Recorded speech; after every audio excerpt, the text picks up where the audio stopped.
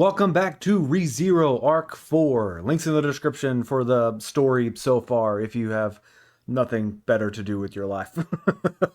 Last time, Subaru and the gang left to go to the mansion while Amelia finished up the first trial. We're going to be in Sanctuary for a bit, so we are going to continue on with the second trial. Behold, an unthinkable present. Amelia opens her eyes to find herself in a small house. Now, Leah, don't shake your head around like that. Honestly, what am I going to do with you? Mother Fortuna, you're all dressed up today. You look so pretty. Don't tease grown-ups like that. There, you're beautiful now. Thank you, Mother. And the mirror... A quick reminder, a part of the pact with Puck was that she wasn't allowed to look in mirrors. It's why Puck would always do her hair in the morning. So he would do it and she couldn't do it because she wasn't allowed to look at herself. If she looked in the mirror, it would be the first time in a very long time, like before she was frozen. So there's a bit of a mental block happening here to stop her from looking at herself. This mental block has been in place since she woke up from the ice. She just subconsciously was avoiding looking at her reflection, and Puck noticed this. So he added that as part of the contract so that she wouldn't notice that she's doing it. A knock on the door interrupts her shock. A visitor. Good morning, Amelia. I'm so happy to be greeted by you. Right on time. Well, shall we go? What? Well, I do hope this doesn't offend you. Your outfit today looks lovely on you. I find myself a bit captivated by it. Amelia dives to catch the dropped basket as Fortuna punches Guse's arm. In the anime, it's a weak little punch, or at the very least it doesn't do anything to Guse. In the light novel, he is sent flying. Did I say something rude? No, not at all. She's just embarrassed. Mother is so cute. They stop and have a picnic. They're just hanging out and talking. And it's the same, or it's similar enough in every version, so I'm just going to skip over most of it. Why don't you join us? You could come live with us. I think it's a great idea. The people of the forest won't think it's weird. I'll never let anyone say it's a bad thing. Well, I've said all I wanted to say. I'll leave the rest to you two young folks. Honestly, where do you learn these things? I swear, you are just too cute. So I see, Amelia has grown up healthy and happy. This truly brings me joy. Amelia turns around as tears start to gather in her eyes. Oh, I think there's something in my eye. I'm gonna go wash it out. I love you both. In the light novel, she says that she is going to go walk around the lake after she washes out her eyes. And this isn't said in the anime, so it's weird that they don't come, looking for her when she just wanders off for so long. Amelia goes to the top of a cliff overlooking the picnic spot. Amelia? Archie? What do you think of the two of them? I think they're a nice fit. Fortuna is very harsh on herself. I wish she would give more thought to her own happiness. It may be difficult right now, but with time they could... But that world doesn't exist anywhere, does it? Amelia is wearing the same hair clip that Fortuna is wearing, which should be impossible. Well, it's not impossible for two of them to exist, but it is a clue that this world is fake. I'm not sure when she figured it out. It seemed like at the beginning she couldn't remember that this was part of the trial, but then at some point during the picnic it dawned on her. I'm not sure. Having beheld an unthinkable present, did you not wish to live here? I'm sure you wanted the two of them to be happy. This is your ideal present, the future you wish for. Is that what the trial is? Subaru sure the fuck didn't see his ideal present. I think the unthinkable present was the better description. Yes, it is.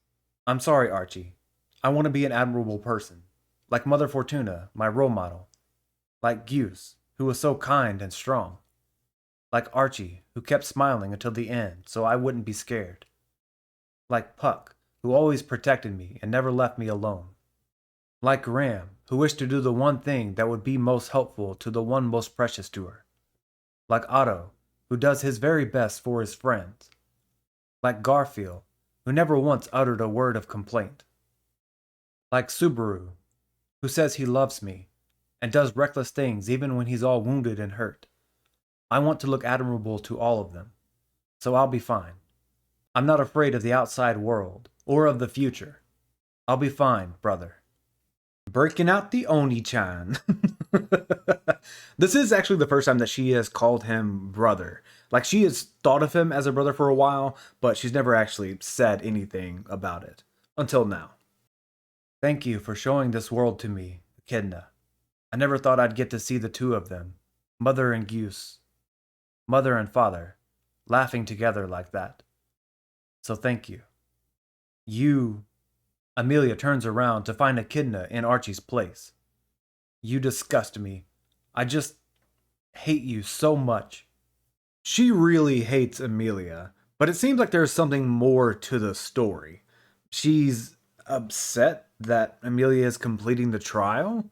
Why is that? Seems like it's something that's going to be important for later. The world begins to fade. Amelia jumps off the cliff, using the last few moments to finally see her reflection in the water. I look less like Mother Fortuna than I thought. Too bad. Amelia wakes up in the graveyard. The second trial has been completed. Okay, the web novel is different. Well, a lot of the conversations are similar, but they're in different scenarios. Like in the morning, whenever she wakes up, her mom is brushing her hair in the anime, in the light novel. But in the web novel, she goes to wash her face in what I'm assuming is a river, or maybe it's the pond that's at the end of this. And she goes to water. There she finds Archie, who has just finished up with his bath. Now, it doesn't say whether he's naked or not, but given the way that they're acting, I don't think he is. And then Emilia decides to jump in the water. And again, it doesn't say, so I don't know. But given that her clothes are soaked after this, I think she just jumps in with her clothes on. It's still a super awkward scene, but I think that it's handled fairly well, especially for a web novel. Archie basically tries to toe the line between it's okay, you don't have to feel ashamed about it, anything, and maybe you shouldn't be having a wet t-shirt contest. It's at this point that she says that he's like a brother to her, and the timing is just nowhere near as good. It almost comes off like she's trying to friend zone him, but it's not to that extent. That's not what's happening, but it is kind of along those lines. And it's just not as heartfelt as the other versions. She also sees her reflection, and she realizes that she is an adult, and she freaks out about the fact that she didn't realize how much her body had changed. She still thought that she was a kid. So she runs back home, changes, and that's when Goose shows up. They eat at the house instead of going out on a picnic, and after Amelia gives her speech about her parents getting together, she goes upstairs and looks in the mirror, and that's when she sees Echidna. They then talk, and Echidna is acting a lot of the same way she did before, where she's being sarcastic, she's being rude, mean, and I gotta say, this is one of the few times that I've been disappointed in the web novel, because this order of events is just not, it just doesn't have the same emotional impact as the other versions.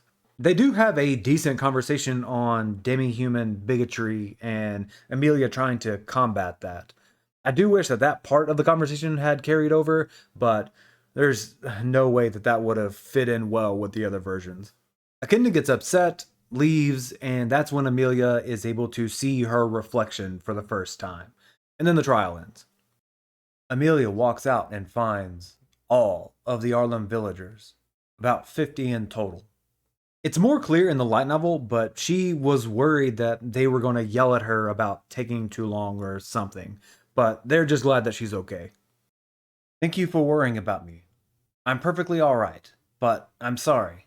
All the trials still aren't over yet. But Subaru and the others probably told you the news, right? There's no reason to keep all of you in this sanctuary anymore. I'm going to get rid of the barrier, but you can go back to where your family's Subaru and the others. Wait, did they tell us anything? I can't remember. So you see, Amelia, we will be waiting here, as promised. If you are also confused, I'm pretty sure that we, the audience, were never told that the villagers could leave.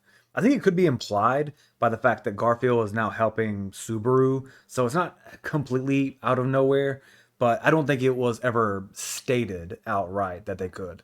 And this is what I was talking about earlier about the villagers taking their promise very seriously. The light novel was the only version to bring it up earlier, and now the anime is joining in with it. And we are not the only ones who have high hopes of your success. The sanctuary's residents walk out of the forest, about the same number as the Arlen villagers. This is the first time that Amelia has seen anyone besides Ryuzu and Garfield. I think the anime has a few people outside whenever they first arrived, but that was it. They do admit that they have been avoiding her because she looks like the witch. But they also admit that it was kind of shitty of them to do that, basically judge her on her appearance when that's like the reason that they are in Sanctuary to begin with. In the web novel, the Arlen villagers don't show up here. It's not a huge change, but again, I think it's better for all of them to show up here, if just to show Amelia how much trust they're putting in her. It appears safe to assume you've overcome the second trial. I must first offer my gratitude for that. And after hearing from young Gar and the villagers, the voices of both the inside and the outside, we were finally able to get up and move on our own. To be honest, we're struggling to make up our minds about whether or not we can trust you. But we all heard Garfield, that young boy, shouting in anger. When I realized how he must have felt, the hard worker that he is, it made me feel so pathetic. He's still a child of 14, yet he was so... That boy deserves our praise. And Amelia, the same goes for you. So, please, let us bear witness. Very well. I'll come through this trial in one piece, and then we can talk things over. The trust issue has not been completely solved, but at the very least, they're willing to give her a chance. And that goes for both villages. So, during this conversation, Amelia says the name of the old lady. Okay, let's see if I can say this. I think it's Mirude in Japanese, so it's probably something close to that, because in English it just looks like mild. I don't think that's supposed to be it. So, Mirude Earlham in the light novel, and it's Arlam in the other versions. So it's just the town. And basically, her family were the ones that created the town, and now she is the one that's in charge. I would guess that she is not the one who like helped form the town, but at the same time, I have no idea how long the town has been around. So maybe she was like a kid whenever they first made it or something. I have no idea. That's not important. I'm just rambling now. I understand the next trial will be the last. Yeah, I'm going to start very soon. But, Ryuzu, do you know where Ram is? Ram had to go do a job that could not be put aside. Yeah, technically that's already been shown in the story, but I have skipped over it to go over the trials first. And I do mean both of the trials. They are super short compared to the first one. Amelia goes back into the graveyard to start the final trial. Face the disaster that is yet to come. She opens her eyes in the void with lights floating around. In the next instant, the world turns red. Buildings destroyed. I hate you so much. Since the day I met you, I've hated you so much, I can't bear it. In the novels, Amelia doesn't have a body. It's similar to Subaru's Void World, but there's no way for the anime to show that. And in fact, that whole thing hasn't showed up in a while in the novels, has it? I almost forgot about it. So Amelia basically touches each of the lights and sees a different future. I did try to start to match up each and every one of these to a possible future event, and I started to question what the fuck I was doing. Some of them 100% match up to events that will happen later on. I would assume all of them do, but I haven't checked. I'm trying to not spoil too much as I go through this series, so even if I did find all of them, I can't talk about them right now anyway, so it was a bit of a waste of time. I may actually just put it in a separate video, that way I can put spoilery tags all over it and not worry about it ruining the story. Amelia is teleported to the grassy hill where the tea parties have taken place. There are only 2 chairs in the anime, but there are 6 in the light novel. And it's pretty apparent that she has interrupted the party that they were having. In the web novel, there are at least 2, because she is sitting in one and someone else is sitting in the other. Suddenly, Minerva appears behind her. Good girl. Not turning around is the right choice. Who are you? I'm, you know, a witch so terrifying it'll make your hair stand on end. It's explained in the light novel that Minerva's aura is so overpowering, and that's the reason Amelia kind of freezes up and doesn't turn around. She comments that Amelia's reaction is the norm, and that Subaru is just really weird to act all nonchalant around witches. It's the same in the web novel, but it's actually a different person, and I'm going to talk about that in a bit. Where's Echidna? Well, she said she doesn't want to see you. She must have had a terrible time in the trial. How did the third trial look to you? I saw lots of very sad worlds. Was that really the future? It was a possible future. Of course, showing you only unpleasant futures was undoubtedly her way of bullying you. Yeah, Echidna can definitely be a mean girl. You're content with just calling that mean? How can you look so relaxed? You saw all those terrible futures, and yet... But they're not guaranteed, right? A future like that is possible, but there's a chance that it won't be like that. As long as I know that, it's fine. I can always fight it. You're pretty strong. That part of you is nothing like your mother. Huh? Are you saying you know my... Yes. I know her well, but I can't tell you any more. I promised I wouldn't. Again, Minerva was alive 400 years ago, right? That would mean that Amelia's mom was around back then. And as far as we know, she was a human. So how was it that Amelia was a kid just 100 years ago? There's something's not adding up here, but that is a theory for another time. As I keep saying, and I keep putting it off. I will get to it eventually. I understand. I won't ask you anything then. Besides, my mother is Fortuna. I see. I guess her evil plots do good things sometimes. She's talking about Echidna. Echidna is the one who showed Amelia her past, and now she remembers having a mom. Or 2 moms. And 2 dads. Wait, no, there's also Puck. 3 dads. Are you crying? I'm not crying. I don't cry. I don't have the right to cry now. Nobody needs to have the right to... She tries to turn around. Minerva pulls Amelia close to her chest to prevent her face from being seen. What did I tell you? Not turning around was the right choice. You're a bad girl. Minerva pushes her away and faces her towards a door that now stands in the field. Go straight ahead, and the trial will be over. The barrier will be open. Hey, witch. If you see Echidna, could you tell her something for me? Next time we meet, let's have a tea party. With you and the other witches, if possible. Sure, I'll tell her. If she doesn't want to come, I'll drag her by the scruff of her neck. Amelia walks through the door, and the world fades away. Alright, let's talk about the web novel real quick. It is Segment who shows up, not Minerva.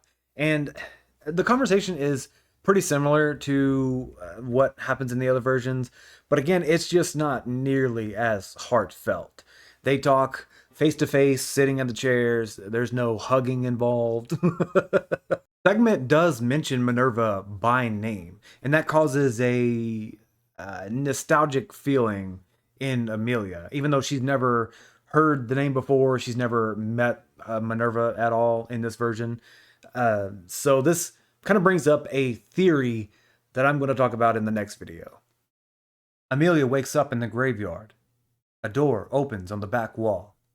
This door was pointed out right before the second trial in the web novel. It's not like a secret door or anything. It's very clearly a door on the wall, but it was just locked. Amelia walks into the newly revealed room to find a web of magic leading down to a glass coffin. The woman inside is wearing the same clothes as Echidna, but when Amelia looks inside, who is this? This should be Echidna's grave. In the novels, Amelia says that she looks like Echidna's older sister, and this will be something that comes back up again much later. Well, at the end of the arc. So I'm gonna wait and talk about it more then, whenever we get a little more info. This is the spell that's generating the barrier? It's so incredible. I have no idea what it's doing. I think right here. Amelia slams her fist into the magic circle, and the spell starts to dissipate.